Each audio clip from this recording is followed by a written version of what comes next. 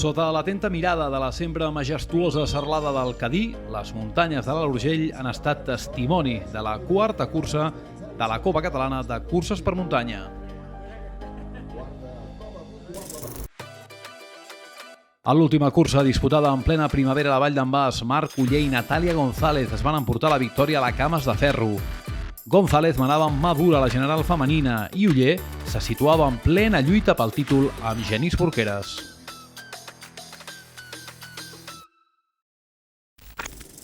Amb noves dates a finals d'agost, el petit poble d'Aristot s'ha convertit per unes hores en la capital de les curses per muntanya del país. Aproximadament uns 300 participants han pres part de la cursa, que començava a marcar el tram final de la competició i havia de decidir com quedava el pom de dalt a la classificació general. Pensa que quan vam canviar les dates, perquè ho fèiem el primer cap de setmana de setembre, en aquell moment, a la primera edició van venir 47 persones. Mica en mica, ja estem als 240, ens sembla una bona xifra. Com podeu comprovar, tampoc caben més de 300. Abans de començar, diferents interrogants per saber com arribaven els corredors i corredores a la cursa després de l'aturada estiuenca i una absència important, la de la líder Natàlia González, com a conseqüència d'una lesió. La resta d'aspirants, tots i totes a lloc per començar a disputar aquests 23 quilòmetres i 1.960 metres de desnivell.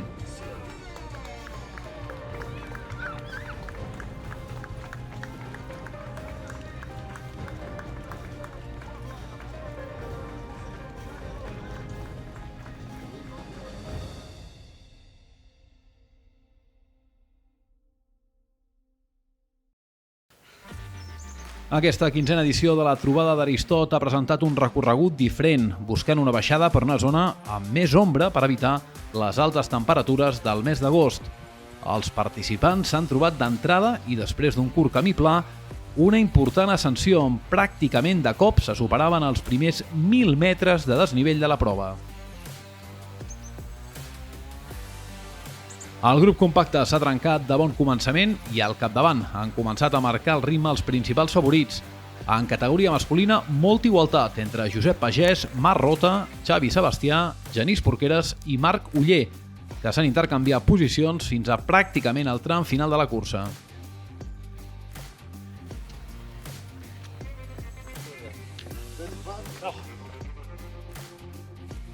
En categoria femenina, la pel·lícula ha estat similar. Un grupet format per Anna Fernández, Núria Tarragó, Núria Hospital, Marta Llagostera i Anna Pujol ha portat el cap de cursa fins a començar a perdre unitats i l'atac final que faria Anna Fernández.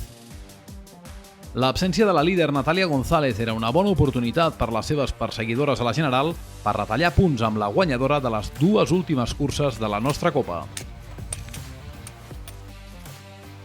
Després del primer ascens, una carena pelada davant de la serralada del Cadí ha rebut els participants abans del darrer tram per un bosc tancat.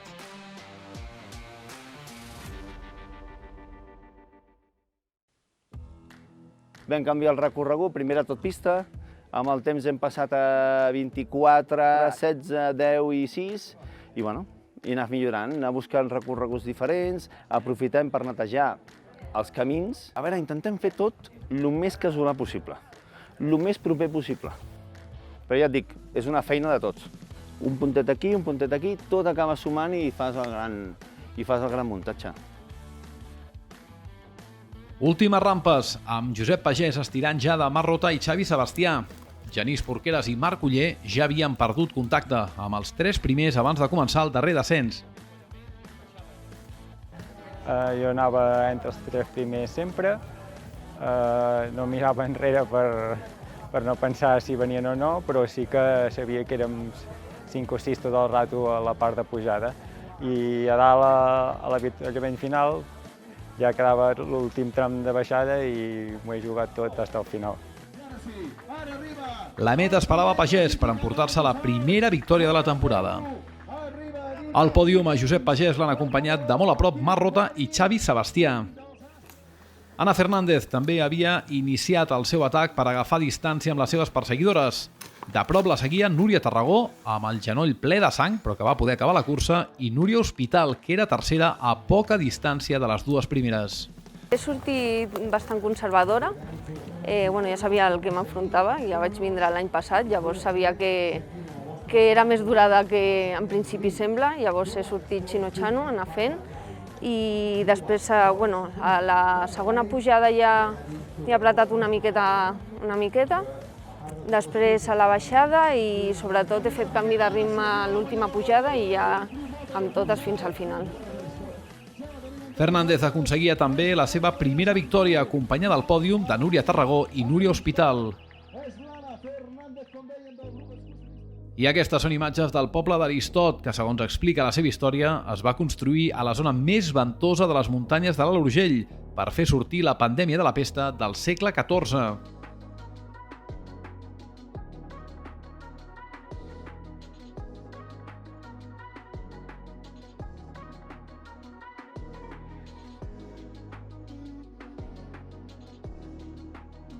Aquí, en terres de l'antic comtat de la Cerdanya, els guanyadors mostraven la seva alegria per la victòria.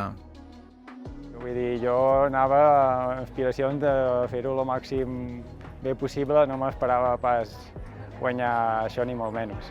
Buah, una il·lusió i una satisfacció increïble. A part venia de no tindre gaires sensacions bones i molt contenta, molt contenta. I aquesta és la classificació final de la cursa d'aquesta quinzena trobada Aristot, amb victòria de Josep Pagès del centre excursionista Massanatenc. Segon lloc per Marc Roca, tercer Xavi Sebastià, quart Marc Oller, líder virtual de la Copa Catalana, i cinquè Genís Porqueres. En categoria femenina, la victòria per Ana Fernández del grup excursionista Oliana. Segona Núria Tarragó, tercera Núria Hospital i Marta Llagostera i Anna Pujol han tancat el top 5. A la general, Genís Porqueres segueix com a líder d'aquesta Copa Catalana de Curses per muntanya. Segon, Josep Pagès, tercer, Roger Tarrés, Marc Oller és quart i Marc Rota cinquè. I a la classificació femenina, Natàlia González, tot i no participar a Aristot, manté el lideratge, seguida d'Anna Pujol, Núria Florencio, Núria Tarragó i Ana Fernández. La pròxima cita amb la Copa Catalana de Curses per muntanya serà el pròxim 18 de setembre a la Taga 2040.